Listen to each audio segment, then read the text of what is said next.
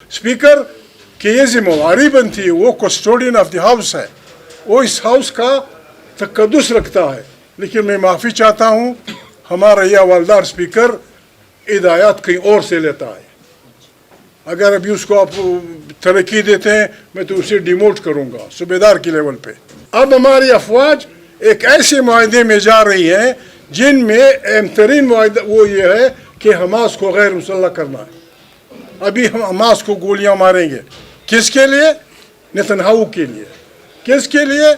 American बादारों American के लिए। वो कहते हैं पाकिस्तान का आइन गया, नए आइन साज असम्बली का मुतालबा करो, नए आइन के बनाने का मुतालबा करो, आग लगाओ इस पार्लियामेंट को। ये शरीफ आदमी रोजाना ऊपर से धमकियां दे रहे। मैं नहीं था, तुमने डिप्टी स्पीकर के सामने क्या मैं कुछ करने वाला, क्या करोगे?